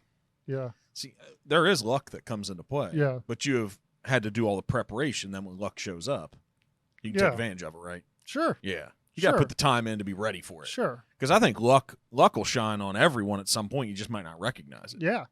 Bad luck will shine sometimes too, and we've had our moments of those as well. So, I mean, why do you keep going through the bad luck? Why? If it isn't the thing that's paying all the bills in life right now, why do you keep going when the bad things hit? Well, because it's like a baby, right? It's like a kid, and I want that kid to grow and survive, especially considering all the time I've put into it. It's like, that's one driving factor is, I want to see this thing continue to grow into the future. But also sometimes those challenging things, getting through them, you feel so good on the other end. There is an addiction to that. Like, you'll go through hell, but then like once you're through hell and it's like, you feel so good and like, I see. It seemed like it could have been the worst thing that was about to happen. Crisis averted. And, we still made through it. And there's a few of those moments over the 5 years that every business owner that were scary. Right. Yeah. Yeah. So, I mean, but once you get through them, do you just feel like, okay, I've been through that. And eventually you start to like chill out. Because you're always like, I've taken the hits. Yeah. We can get through it. Yeah. We don't want it, but whatever comes our way. Yeah. We can handle it. Yeah. You chill out after a while. I mean, very early in running any of my business, I was not chilled out. That's the toughest time to survive, though, isn't it? Yeah. To convince yourself to keep going in the midst of all that. Mm-hmm. Absolutely. Absolutely. Where's that faith and confidence come from, though? Like in the deep, dark, tough moments. Like we can say passion. We can say I really wanted to do it. I mean, we're 6 months in, 9 months in, 12 months in. I think I've always been somebody that's been willing to deal with the pain. So like I was a very good runner, and I was only good because I was willing to accept a lot of pain when I ran. And I don't know if that was part of the mentality, like just naturally, because I didn't continue on with my running career, but in high school I was quite good. But I was only quite good, maybe not because I was the most talented, because I just like dealt with it. And maybe that's part of where it came from. I don't know. It's been semi-innate. Yeah. But I can't say that I necessarily always handle things very well at the time during the crisis. I might lose a lot of sleep, might be a very grumpy person to deal with. But then it's kind of overcoming the stasis of being in a problem. You ever have those times where like you have a problem and you just like don't do anything? You just can't, and that's like the worst thing you should do. Like even just doing something that wouldn't solve it, but is going towards solving something, then you start feeling good immediately. And then eventually you just solve it. But yeah, that's another thing that I've become somewhat better at. over time is like, okay, yes, this really is a horrible situation I'm in. I'm really upset with myself. Old, younger Rick might have like not done anything for a week, fixated on how upset I was and not done anything, versus new Rick might do that for a couple days, but then, Take okay, action. I'm going to do something. This might not be the fix to my issue, but at least I've started down the path, One of the best Yes. thought leaders I think ever. It's not alive anymore, but a guy named Jim Rohn. It's the one that just sticks with me. I talk about it often to so many people, and he's like, "Hey, you got to work more on yourself than on your job." Mm-hmm. Yeah. That's it. It's who Rick's become Yes. to handle Yeah. those same situations. Yes. And it wasn't like I was guided or anything, not completely, but You learn, You mature, learn. you grow. yeah, you If you get keep old. going, that's what happens. Yeah. And I'm old now, so I learn. So our Learn some listeners are stuff, I supposed. guess. At what point is it old? Because you're 55 now. You said, right? I'm 46. I'm joking, man. I'm messing with you. So at what point is it old? When's it old? I don't know. I think it's a mentality. It isn't necessarily I an think age. so, too. I think some people, advance sooner. Some don't. Takes them a long time. Certainly I've always had decent jobs and I've worked all my life. That's great, but it took me later in life to be brave enough to start businesses and try these sorts of things. But entrepreneurship's probably a lot like having little kids. It's kind of a young man's game. So if you're out there listening and you're young, I encourage doing it earlier than later. You get more tied up later. Yeah, you do, don't you? Yeah. But Colonel Sanders Yeah. in his 60s, KFC. Yeah. Yeah. I That's mean, it more happens. it's more the anomaly, though, isn't it? Yeah. I mean, I don't know. Youth is wasted on the youth. Everybody says that, I guess. But, you have a ton more energy and a ton more free time. You don't realize it when you're that age. But you don't have the brain power Yeah. and the experience and Yeah. the knowledge. Then, right? Yeah. That's the conundrum of the whole thing. Yeah, but half of this is just being brave enough to try it out. You know what I told someone like yesterday? you could just mow lawns or something, whatever. Start any kind of business. That's it. I told Yeah. someone yesterday. It was a thought. I sat with a group of our folks, and I said, "Are we just our thoughts?" Pretty much. Isn't that wild? Yeah. That's Yeah. what makes one person capable to do it. The only thing about capability is they're willing. They did it. Yeah. They took action. Once we're above the certain baseline IQ, almost everything's possible. Yeah. I think there's a lot of people out there that could do amazing things that just don't, because that's something those other guys do. Yeah. That's, you don't starting businesses. No, Yeah, so that's- quit telling us old folks, quit telling our peers out here to not do it, Rick. Yeah. No, old folks can do it too. I'm just saying, when you have, you don't have kids, you don't have a mortgage, you're not tied into a wife and Commitments. family. Commitments. Yes, it's much easier to go and say, I'm going to start this business and live on ramen for a year. When you're the only one that's sacrificing them. Yes. You're not making the sacrifices for others. Yes. So it's much easier when you're younger to do this, if you can. If you're fortunate enough to, or brave enough to even try it. Yeah, fortunate enough to find the bravery. Yeah, That's the fortune. absolutely. Right. Yeah. And, you got to be consistent. So that's a lot of things. You do, that's but the it thing that doesn't. It younger doesn't. people struggle with. I think it is, right? Yeah. And maybe some belief and confidence and self-esteem at times, but Yeah. it doesn't take money. No. It doesn't, because if I would have had a lot of money when I started the real estate company I run 15 years ago, when I started, or 16, if I would have had a lot of money, I would have wasted it Yeah. doing things I thought I needed to do on a marketing budget, on creating things. Mm-hmm. The business has to grow and evolve, and you learn and you do something new, and you realize, like, oh, okay, now I need to make this turn and take that avenue and go in this direction. And you just didn't know that in the beginning. Yeah. And I guess a lot of money seems to take pressure off in the beginning, but I think maybe it doesn't create the best diamond, right? It's not going to make you own it as much. There you go. I mean, if you started off with all the money in the world, Why are you going to do it? it's going to be less stressful, that's for sure. And then getting through all those stressful periods is what marries you to the thing, And if it was just all easy going, well, it'd be like, It's I'm making this analogy a lot of parents. I said it yesterday, and I'll say it again, that it's admirable that they're raising their kids now, that they want them to have an easier and better life. But that's admirable. That's the desire. I Yeah. get it. I understand. Like you wish they didn't have to go through the pain. Well, sure. Yeah, but the pain, just in creating a diamond, the pressure, that's what makes Rick. Yeah. The adversity. Yeah. If you had an easy life, then maybe you wouldn't Well, do anything. Well, here's the problem. Adversity is going to come. Yeah. Right? The bad times in life are coming. It's called life. And if you don't develop the skills to be able to handle them in an ever-growing, pressurized, the more life goes on, as we just talked about, the more significant decisions take on the significance. Like when it was just you before you were married, before your kids, failing wasn't the same. Yeah. Well, yeah. It's different then.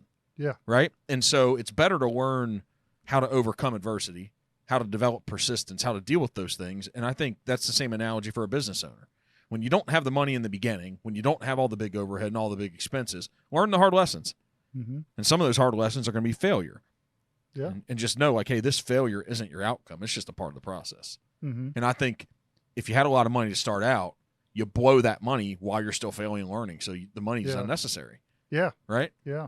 Throwing it in the garbage. Now, you might be setting it up for somebody to come that isn't alive right now, or right, or maybe you're not going to be able to benefit from all the fruits of your labor, but it is what it is. Well, it's, I'm benefiting because I'm doing something that's really unique and enjoyable. And you love it.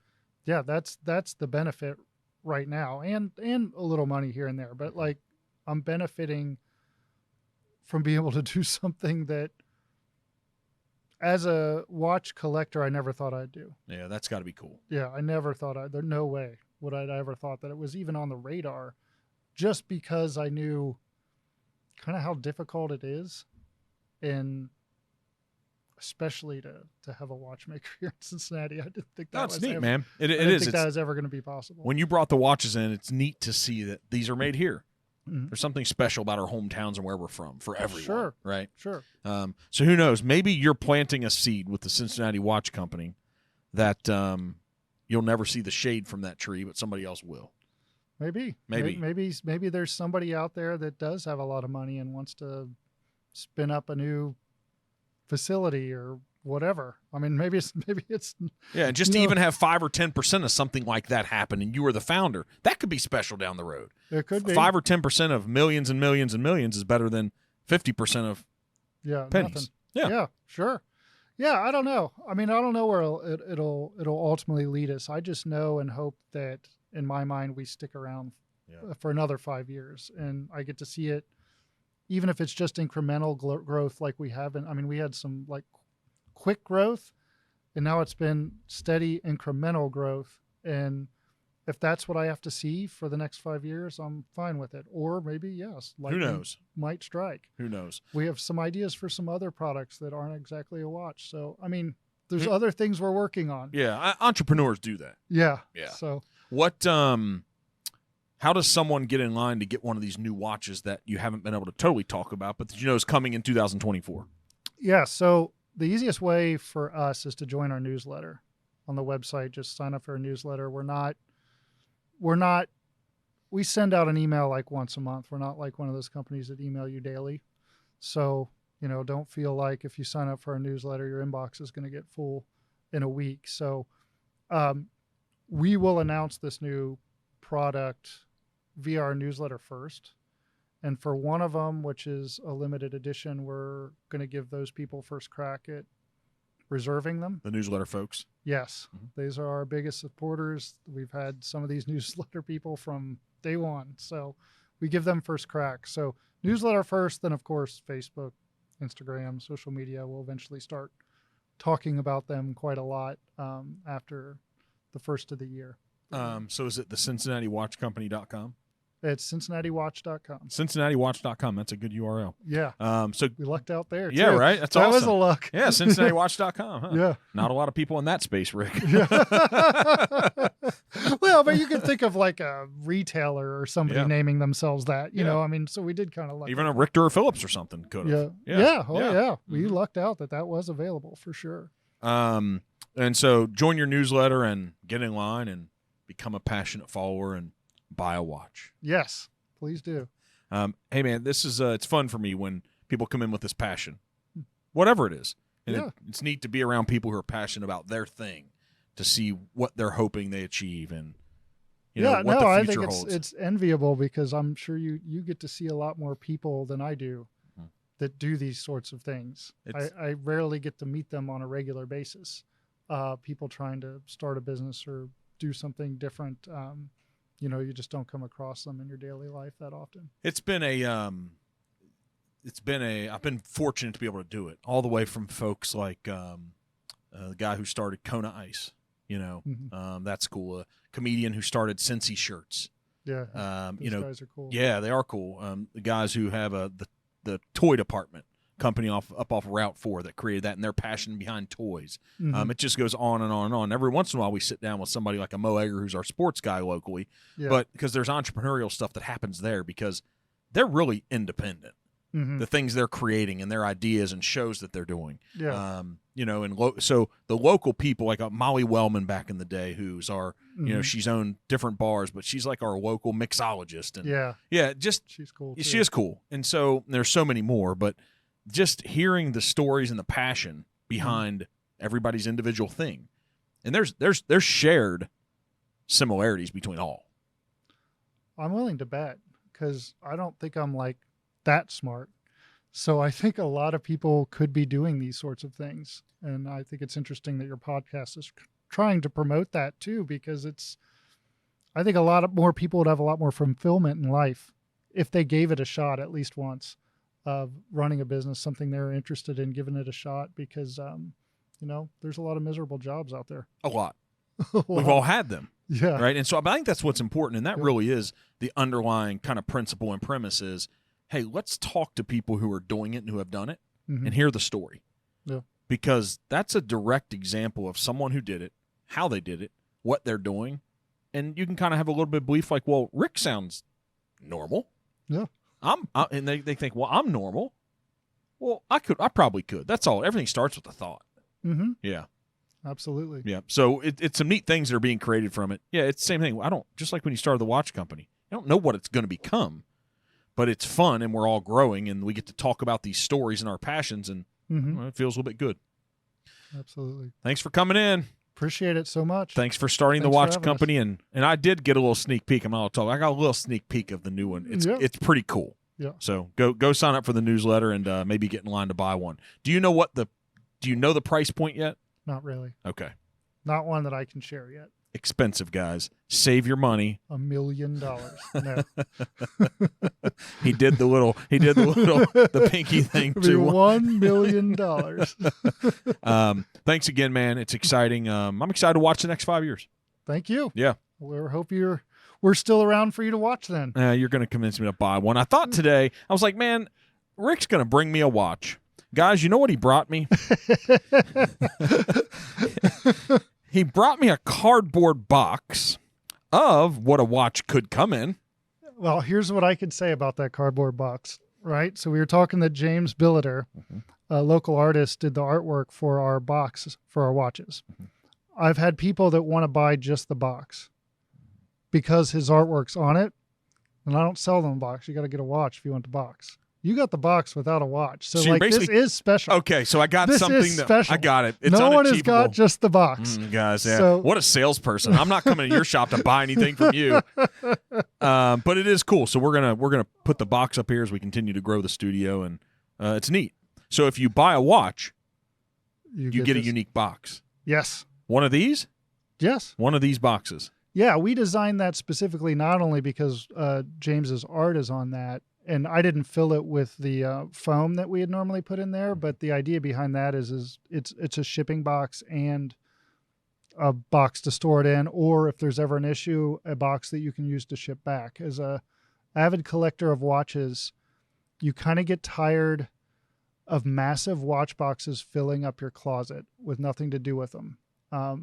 So this is just a functional use of a box, and has a purpose for, shipping and receiving, in addition to just being something cool that a local artist did. So I'm going to believe that. But if I didn't hear that story, I would have created my own narrative around it. It would have been like, Mark, the Cincinnati Watch Company's new storyline is We give you the box, you buy the watch. Yeah. Is that what it is? Yeah. You've made all these boxes. One box is You're- included. You're passing them out to Cincinnati. Say, guys, we are providing you the box. You just have to buy the watch. It's like if you buy 2 watches, we do the special deal where you pay for 2. Oh, yeah.